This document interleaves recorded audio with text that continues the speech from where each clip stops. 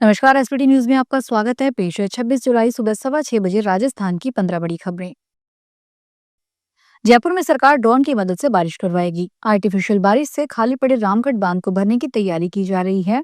इसके बाद 1 महीने से भी ज्यादा समय तक ये चलाया जाएगा। कैबिनेट मंत्री किरोड़ीलाल मीना ने बताया कि कृत्रिम बरसात होगी। इसके लिए अमेरिकी वैज्ञानिकों ने मुझसे बात की थी। मैंने पूरी प्रक्रिया को समझा। इस दौरान सभी विभाग के अधिकारियों के साथ मिलकर हमने JNXAI कंपनी से कृत्रिम बरसात करवाना तय किया।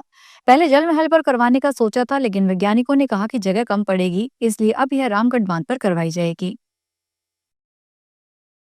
जयपुर की मानसरोवर थाना पुलिस ने चैन स्नेचर गैंग के 6 बदमाशों को अरेस्ट किया है। लूटी गई चैन को दलाल के जरिए ज्वेलर्स खरीदता था। पुलिस से बचकर भागने की कोशिश में लुटेरा के हाथ पैर पर चोट आई है। मानसरोवर थाना पुलिस ने आरोपियों के कब्जे से लूटी गई चैन और वारदात में यूज बाइक जब्त की है।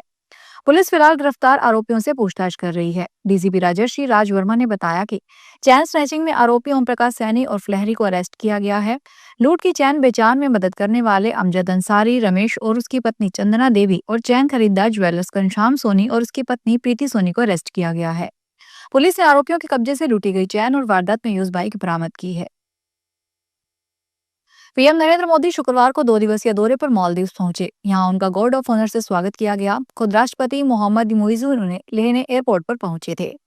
दोनों नेताओं ने एक दूसरे को गले भी लगाया। इसके बाद मोदी और मुइज़्ज़ ने द्विपक्षीय मीटिंग की। इस दौरान भारत ने मालदीव को 4,850 करोड़ रुपए की लाइन ऑफ क्रेडिट दिया की और फ्री ट्रेड एग्रीमेंट पर बात की। दोनों देशों के डिप्लोमेटिक संबंधों के 60 साल पूरे होने पर स्मारक डाक टिकट भी जारी किया गया। इसके साथ मालदीव में 6 कम्युनिटी डेवलपमेंट परियोजनाओं को शुरू किया गया। भारतीय पीएम की यह तीसरी मालदीव यात्रा है। वे राष्ट्रपति मोहम्मद मुइज़्ज़ के न्योते पर मालदीव गए हैं। इंडिया ब्लॉक ने पूर्व उपराष्ट्रपति जगदीप धनखड़ को फेयरवेल डिनर पर आमंत्रित किया। हालांकि सूत्रों का कहना है कि पूर्व उपराष्ट्रपति विपक्ष न्योते पर डिनर में जाएंगे, इसकी संभावना न के बराबर है। धनखड़ ने स्वास्थ्य कारणों का हवाला देते हुए 21 जुलाई की रात में अचानक देश के 14वें उपराष्ट्रपति पद से इस्तीफा दे दिया था। हालांकि विपक्षी पार्टियों का आरोप है कि केंद्र ने धनखड़ को इस्तीफा देने के लिए मजबूर किया है। 74 साल के धनखड़ का कार्यकाल 10 अगस्त 2027 तक था। संसद में उनके लिए कोई विदाई समारोह नहीं हुआ, न ही उन्हें फेयरवेल स्पीच दी। कांग्रेस ने 24 जुलाई को धनखड़ को फेयरवेल देने की मांग की, लेकिन केंद्र सरकार की तरफ से इस पर कोई जवाब नहीं आया।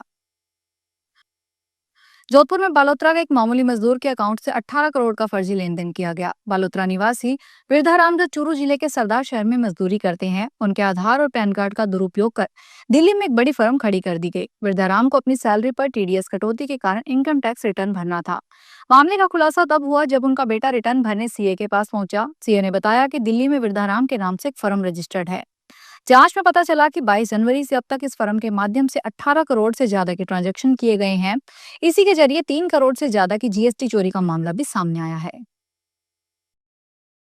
दौसा में भ्रष्टाचार निरोधक ब्यूरो ने प्राइवेट बीएड कॉलेज के प्रिंसिपल को रिश्वत लेते रंगे हाथों गिरफ्तार किया। इस संबंध में ACB को 1 जुलाई को शिकायत मिली थी। शिकायतकर्ता ने ACB को बताया था कि बीएड कॉलेज का प्रिंसिपल प्रैक्टिकल में अच्छे नंबर देने और उपस्थिति पूरी करने की एवज में 6,000 रुपए की डिमांड कर रहा है।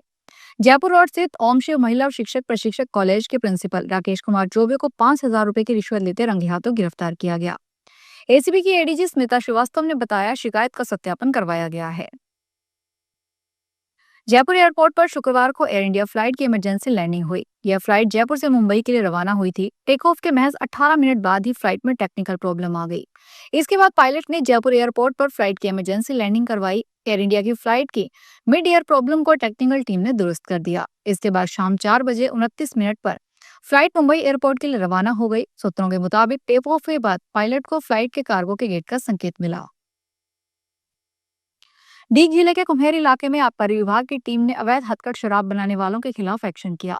विभाग ने 2 अलग-अलग कार्रवाई की है। टीमों ने 70 लीटर हथकढ़ शराब और 4,000 लीटर वॉश को नष्ट किया।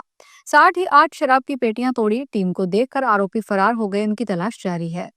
कुम्हेर के आबकारी निरोधक दल के पहराधारी रूप सिंह ने बताया कि आबकारी आयुक्त शिव प्रकाश नकाते के निर्देशन में चलाए गए अभियान के तहत इस कार्रवाई को अंजाम दिया गया। टीम ने कुम्हेर के छापर मोहल्ले में दबिश दी। उसके साथ ही आबकारी विभाग की टीम को देखकर मौके से फरार हो गए। यहाँ से 55 लीटर हथकढ़ शराब बरामद की गई है। डूंगरपुर पुलिस ने शुक्रवार को वांछित और फरार बदमाशों की धरपकड़ के लिए ऑपरेशन एरिया डोमिनेशन अभियान चलाया। इस अभियान में 12 घंटे के अंदर पुलिस के 61 टीमों ने 372 अलग अलग स्थानों पर दबिश देकर 409 बदमाशों को गिरफ्तार किया। एसपी मनीष कुमार ने बताया कि इस अभियान के लिए जिले के सभी स्थानों से 290 पुलिस अधिकारी और जवानों की टीमें बनाई गई। अभियान में 27 स्थायी वारंटी और 8 गिरफ्तारी वारंट वाले आरोपियों को पकड़ा गया। पुलिस ने आर्म्स एक्ट, एनडीपीसी एक्ट, आबकारी एक्ट के तहत और हत्या, हत्या का प्रयास, लूट, डकैती जैसे जघन्य अपराधों में शामिल 32 आरोपियों को गिरफ्तार किया। इसके अलावा 111 हार्डकोर और हिस्ट्री शीटर बदमाशों को पाबंद किया गया। पुलिस ने पेडिंग मामले में 12 आरोपी, लोकल और स्पेशल एक्ट में 20 आरोपी और अन्य मामलों में 179 आरोपियों को भी गिरफ्तार किया। एसपी मनीष कुमार ने कहा कि ऑपरेशन एरिया डोमिनेशन के तहत आगे भी सख्त कार्रवाई जारी रहेगी। राजस्थान के जोधपुर के रहने वाले अखिल भारतीय बिश्नोई महासभा के राष्ट्रीय अध्यक्ष देवेंद्र बूड़िया के रिमांड पर अब सोमवार को फैसला होगा। रिमांड के दौरान बूड़िया को कोर्ट में पेश किया जाएगा। शुक्रवार को जेएमआईसी आयुष की कोर्ट में बूड़िया को रिमांड के दौरान पेश करने की मंजूरी मांगी गई, जिस पर कोर्ट ने मंजूरी दे दी। सवाईमाधोपुर के आलनपुर स्थित बंशी मैरिज गार्डन में भारतीय जनता पार्टी के आईटी सेल की बैठक का आयोजन किया गया। इसमें खंडार विधानसभा क्षेत्र की आईटी सेल के कार्यकर्ता शामिल हुए। इस बैठक में लगभग 150 आईटी सेल के भाजपा कार्यकर्ता प्रशिक्षण प्राप्त करने और अपनी समस्याओं के समाधान के लिए शामिल हुए। बैठक में खंडार विधायक जितेंद्र गोठवाल, राजस्थान के भाजपा आईटी प्रभारी हिरेंद्र कौशिक, खंडार प्रधान नरेंद्र चौधरी आदि कई वरिष्ठ नेता भी बैठक में शामिल हुए। श्रीगंगानगर में कॉलोनाइजर आशीष गुप्ता पर 17 जून की सुबह बसंती चौक के निकट एक जिम से बाहर फायरिंग करने वाले आरोपी को गिरफ्तार किया गया। कोतवाली प्रभारी सीआई पृथ्वीपाल सिंह ने बताया कि आरोपी राहुल की पहचान घटना के बाद हो गई थी। वह हरियाणा के महेंद्रगढ़ जिले के नारनौल थाना क्षेत्र के गांव गोद का निवासी है। राहुल ने आशीष गुप्ता पर फायरिंग की थी। आशीष गुप्ता पर फायरिंग करने वाला आरोपी राहुल गत 21 जुलाई को सीकर में उद्योग नगर थाना इलाके में एक अवैध पिस्टल रखने के आरोप में पकड़ा गया। उस पर आर्म्स एक्ट में मुकदमा दर्ज किया गया है। एक गोली आशीष गुप्ता के पैर में घुटने के नीचे लगी। जिम के बाहर राहुल को बाइक पर लेकर भागने वाले रोहित की तलाश जारी है। पुलिस को इस मामले में पंजाब के सुखविंदर नामक व्यक्ति की भी तलाश है, जो गाड़ी का मालिक बताया जाता है।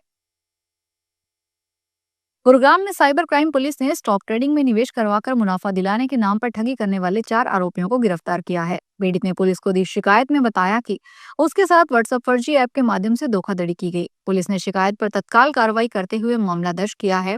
आरोपियों की पहचान मानसा के मलिक मुकेश, बठिंडा के गुरदीप, अंकुर और राजस्थान के कपिल भास्कर के रूप में हुई है। पुलिस टीम ने 22 जुलाई को मालिक मुकेश और गुरदीप को मानसा से गिरफ्तार किया। इनसे पूछताछ के आधार पर 23 जुलाई को अंकुर को भी मानसा से पकड़ा गया। 24 जुलाई को कपिल भास्कर को जयपुर से गिरफ्तार किया गया। राजस्थान के ऊर्जा मंत्री हीरालाल नागर शुक्रवार को सीकर के खाटू श्याम मंदिर पहुंचे। दर्शनों के बाद ऊर्जा मंत्री हीरालाल नागर मीडिया से रूबरू हुए। उन्होंने कहा, स्मार्ट मीटर के जरिए उपभोक्ता हर मिनट में अपने घर का बिजली का लोड चेक कर सकता है। इतना ही नहीं, डिपार्टमेंट भी इसके जरिए स्टडी करके अपने संसाधनों को अपग्रेड कर सकता है। स्मार्ट मीटर पर बोलते हुए मंत्री हीरालाल नागर ने कहा, स्मार्ट मीटर लगाने के बाद जब कई बार बिल ज्यादा आता है तो उपभोक्ता को लगता है कि मीटर की वजह से बिल ज्यादा आया है। ऐसा कुछ नहीं है। इस मीटर में ऐसा सिस्टम है कि उपभोक्ता रोजाना हर 15 मिनट में अपने मोबाइल के जरिए चेक कर सकता है कि घर में बिजली का लोड कितना चल रहा है। जयपुर के अजमेर रोड और सिंधी कैंप बस स्टैंड पर ट्रैफिक लोड को कंट्रोल करने के लिए अजमेर जाने वाली 500 से ज्यादा बसें हीरापुरा शिफ्ट होगी। ट्रैफिक कंट्रोल बोर्ड के फैसले के तहत परिवहन विभाग, ट्रैफिक पुलिस, रोडवेज और जेसीटीएल की ओर से हीरापुरा बस स्टैंड को 1 अगस्त से शुरू किया जाएगा। अजमेर रूट की सभी रोडवेज और प्राइवेट बसों का संचालन अब इसी बस स्टैंड से होगा। वहीं दिल्ली, सीकर, आगरा, टोंक रोड की ओर आने वाली बसें पहले की तरह सिंधी कैंप से संचालित रहेगी। हालांकि बस ऑपरेटर्स और टैक्सी यूनियन की ओर से शिफ्टिंग को लेकर विरोध जताया जा रहा है। इस फैसले के तहत करीब 30 से 40 रोडवेज बसों और 400 से अधिक प्राइवेट बसों का संचालन शिफ्ट किया जाएगा। तो ये थी राजस्थान की 15 बड़ी खबरें। अगर आपको हमारा बुलेटिन पसंद आया हो तो वीडियो को लाइक करें, अपने दोस्तों से शेयर करें और चैनल को सब्सक्राइब करना ना भूलें। फिर मिलेंगे नई खबरों के साथ। धन्यवाद।